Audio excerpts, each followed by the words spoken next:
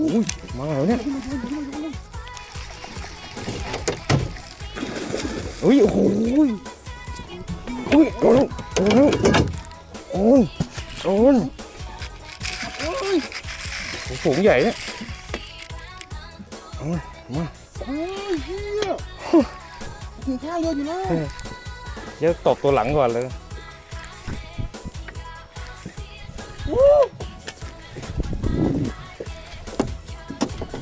ขึ้นมา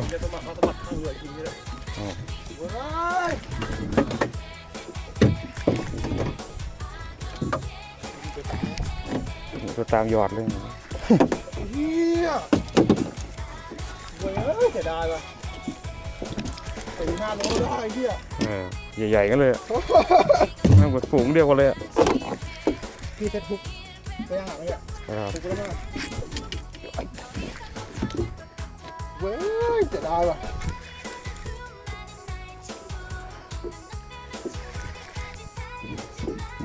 สปีดนี่คือเก็บขึ้นมาปุ๊บแม่งใส่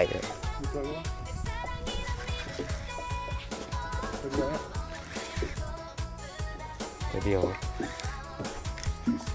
หวานหน่อยหวานหน่อย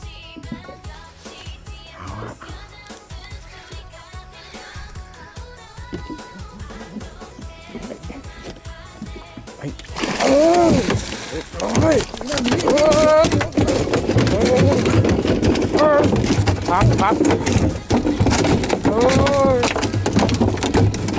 เอาเดี๋ยวทุบหัวรอด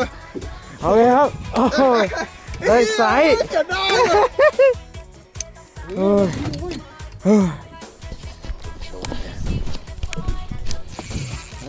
เสียงติดตลอด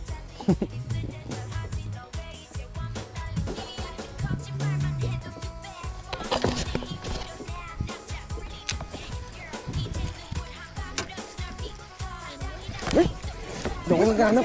โดนอีกกันโดนมาหลุดแล้วไม่กดมายังอยู่ทั้งฝูงโดนโดนนี่ครับโดนอีกแล้วโดนเนี่ยอีกแล้วครับผมทั้งคู่เลยตอนนี้เราต้องฉีดไปด้วยกันก่อนไหมครับมาโดนทั้งคู่ครับมาแล้วหลุดแล้วหลุดกันอีกเอาละมาครับโอ้ยเอาละโดนแพ็คคู่ไม่มีคันหยอไปคันนี้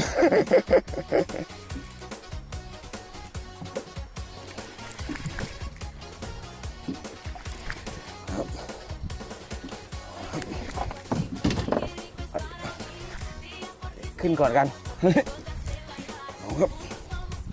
อย่าแถไปหากันก็พอ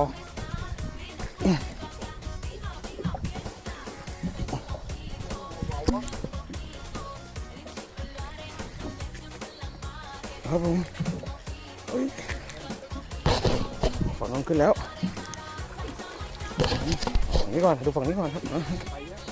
ไปกันกลับมาฝั่งนี้กันกลับมากันบ้างเลยครับ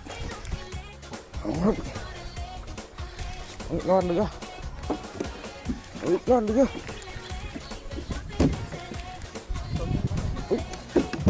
ครับ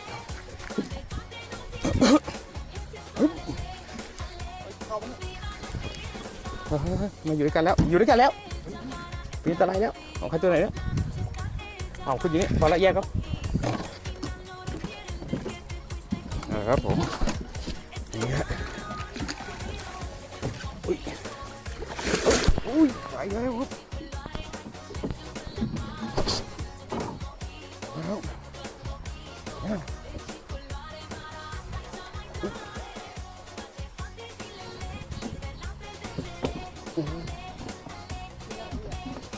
เดี๋ยวยังครับไปเยอะ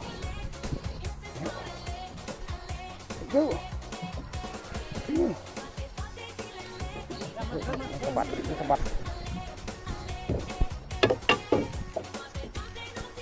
ไปเร็ว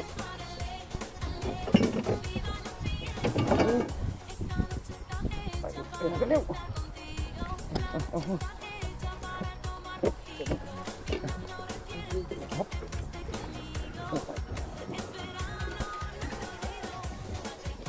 เอาละ1 ตัวครับผมเอาเลยเอาเลยเบาครับช่วยครับไม่ใส่ตัวนี้เอาไปแล้วตัว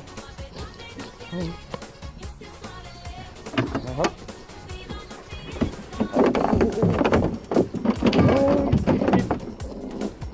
ครับโอเคมาอีก1 ตัวโอ้โหนี่เอามามันท่อนแรงอีกตัวนิดนึง เดี๋ยวไปตัดหลุดทีนึงตัวซ้ำ ครับผม